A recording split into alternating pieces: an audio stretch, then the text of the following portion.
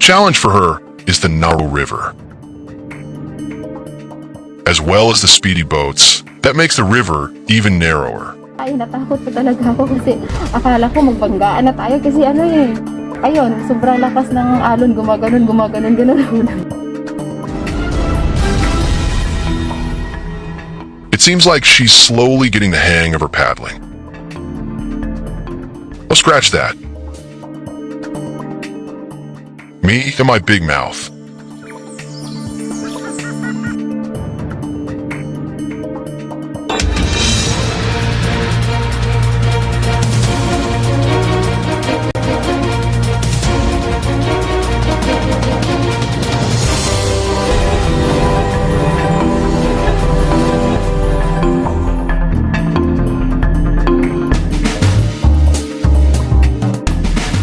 We got stumbled in the river of ALOGUINSAN, in the island of Cebu, to set up another adventure to anyone who would like to accept our outdoor challenge.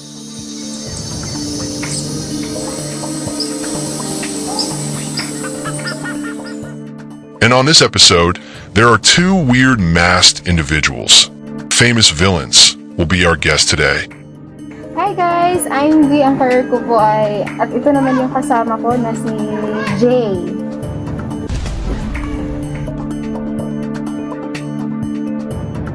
Ayun, hindi siya masyadong magsasalita kasi mahihain kasi. Ayun, kasi ako na lang po masasabi. They seems to be bored on their retirement as horror villains. That's why they accepted this docureality challenge.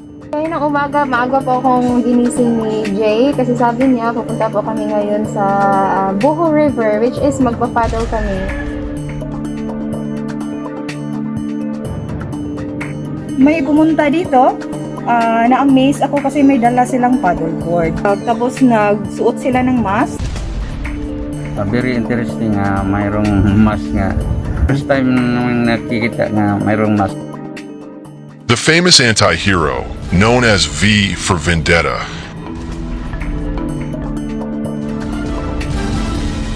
will be our adventure-esque challenger to paddle a 2-kilometer Bojo River. Up to the very end of the river mouth, going to the ocean, and also to overcome her thalassophobia.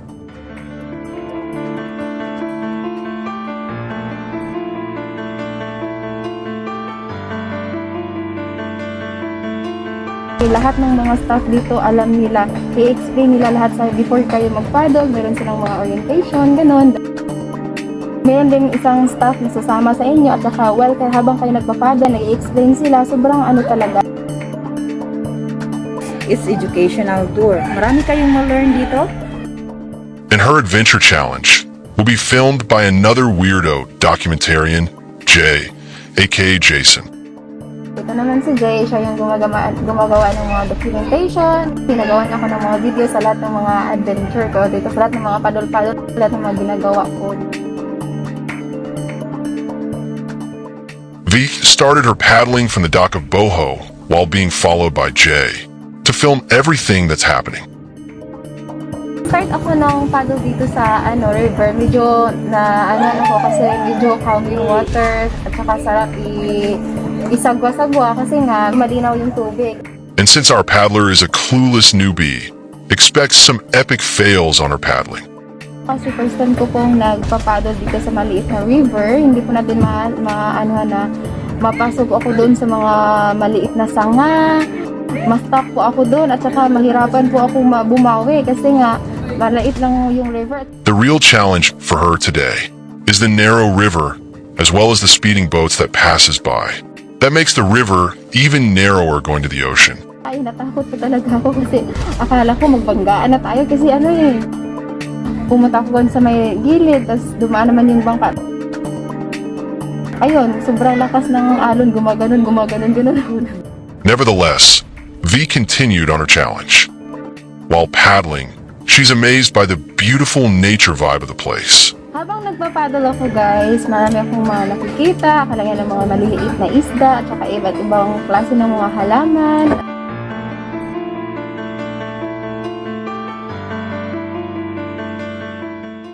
It seems like she's slowly getting the hang of her paddling on this narrow river.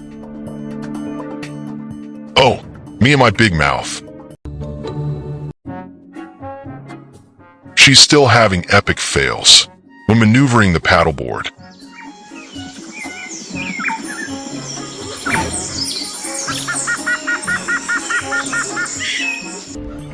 However, our paddling protagonist is still determined not to get embarrassed on this challenge. So even though she seems lost, circling around, inside the thick maze of mangrove trees, V just keeps pushing. And of course she's being followed by our cosplayer documentarist, Jay. He looks like a horror villain stalking his victims. Oh wait.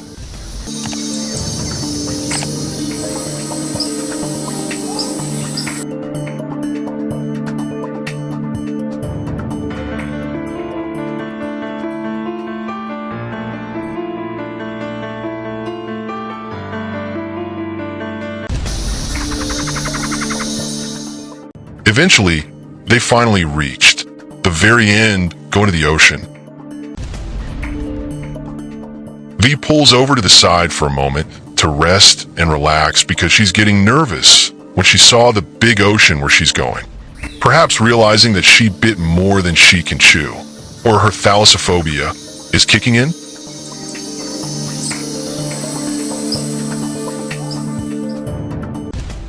After dipping her feet on the water, she heads onto the ocean, newly motivated, yet nervous.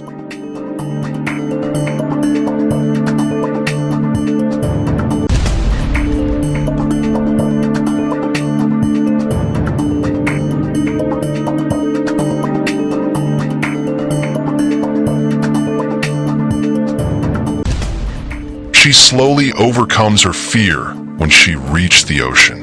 More challenging siya kasi ang laki-laki ng mga alon, kaya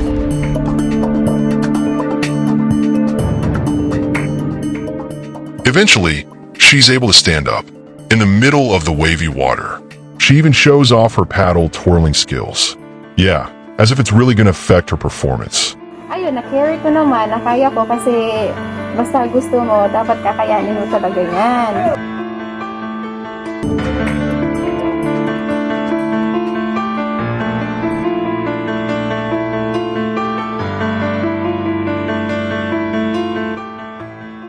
But then again, we can definitely say that she passed this reality challenge.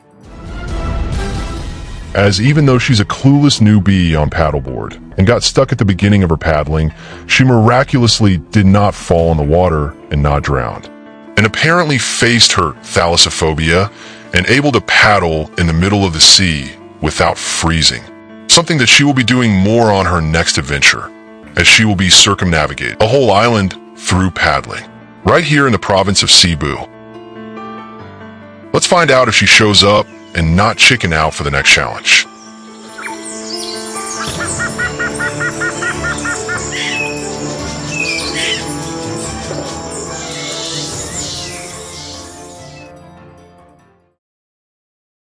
After her newbie paddling at Bojo River, the crew is heading to the very north of Cebu, at the island of Malapascua, to continue the challenge for our cosplaying guests on this episode, who surprisingly still show up today. V will continue her paddling challenge in an open water to circumnavigate the whole island of Malapascua. And this time, she will be accompanied by Jay on her paddling adventure challenge. May dalawa kaming guest ngayon at pinake up naman sila sa North Beach. Tapos gusto nila kayak yung mga destination dito sa Malapas. Mukhang malayo eh. Kaya sinundan lang namin sila ng boat. Let's find out what do they have here in Malapascua and how they will circumnavigate the island. Ang Malapascua po ay napakagandang lugar na ito kasi pag pumunta kayo rito, maraming, pag-strolling kayo, maraming tatlong side. Yung tinatawag na Coral Garden, at saka Dakit-Dakit, at saka yung last yung lighthouse. At ang Malapascua po ay isa po sa yung one of the famous po ay yung diving po. Napapansin niyo po dito sa lighthouse, dito po sa may bangka namin, may isa po ditong yung tinatawag na Japanese shipwreck during World War II.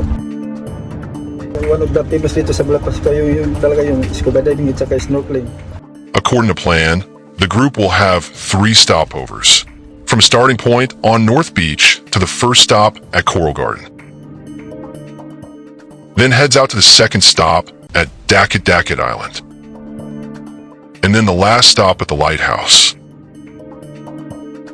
And from here, they will paddle back to where they came from at North Beach. Ngayong umaga, nag-rent kami ng 2 kayak.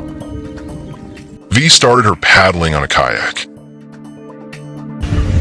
Pagsakay ko sa kayak, ay hirap-hirap talaga yung pag-upo mo. Mahuhulog ka talaga. Need mo talaga balance. And since it's a different kettle of fish with a more wavy ocean, V almost pukes as she adjusts to a more dizzying water of Malapascua. At yun, hindi madali yung magkakaya ka talaga. She surprisingly survived and reached the first stopover. So, pagdating namin sa first destination, which is Coral Garden. Another surprise to find out that V can swim. Who would have think that? She even invited her mute companion for snorkeling. Yun, may nakita kaming marine animals.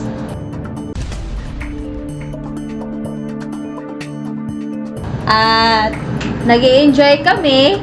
At yun, maraming natutunan. Perhaps because she already paddled far, as well as her fatigue from swimming, V decided to just lazily ride on the boat, going to the next stopover. Yun, bumalik kami doon sa boat.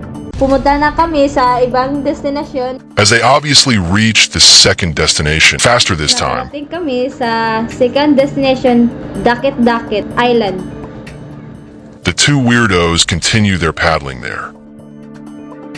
Yun, kinayak nila yung buong dagat-dagat. At umikot kami sa island. After paddling around the small islet, the rain starts to fall. Lakas yung ulan.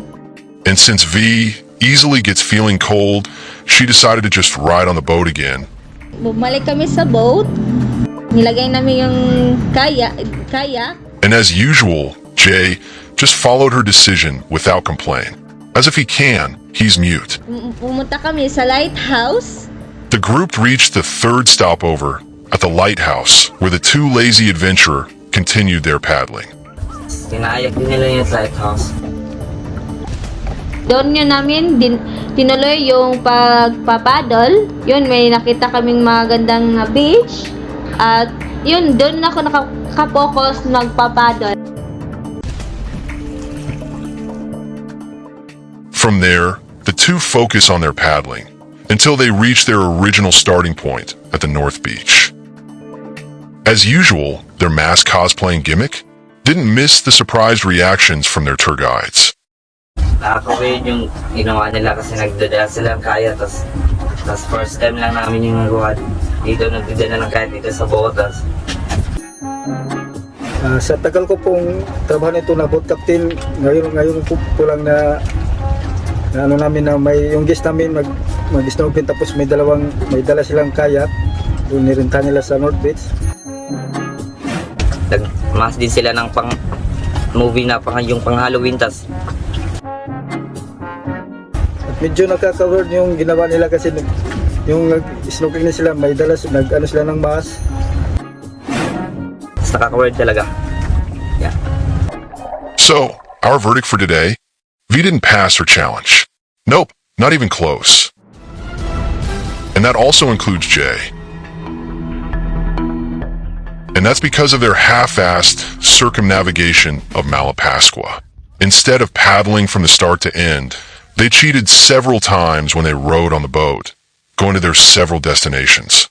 Nevertheless, V have learned something at least on their adventure today. Sa 3 oras, pinuntahan kaming 3 lugar. So, yun nga, coral garden, marine animals. Sa pangalawa, yung dakit-dakit, maraming ibon. Sa 3, yung lighthouse. So, yun, nag-concentrate ako ng paddle. At yun nga, marami akong matutunan. Okay, so she forgot to mention not to cheat. And of course, as usual, you can't rely on Jay about his side of the story. So, anong masasabi mo, Jay? Anong masasabi mo sa mga viewers? Wala kang masabi?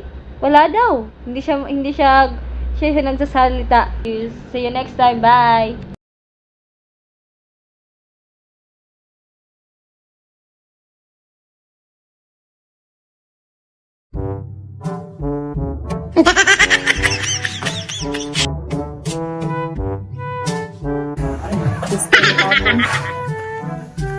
Mayong udto, ako si Jamaila Alvarado, train guide ko dire asa amo local tour guide.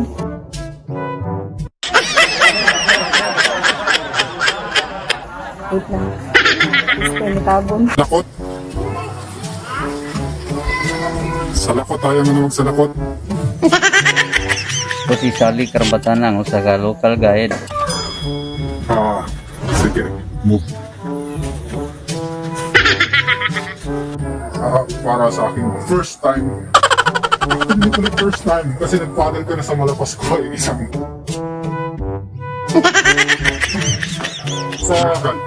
Mamaya pa sa second question.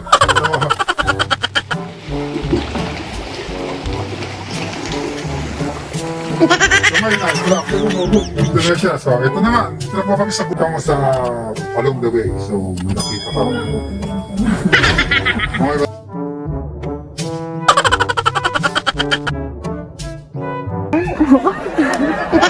Ang hirap kasi nito pag magunan mo.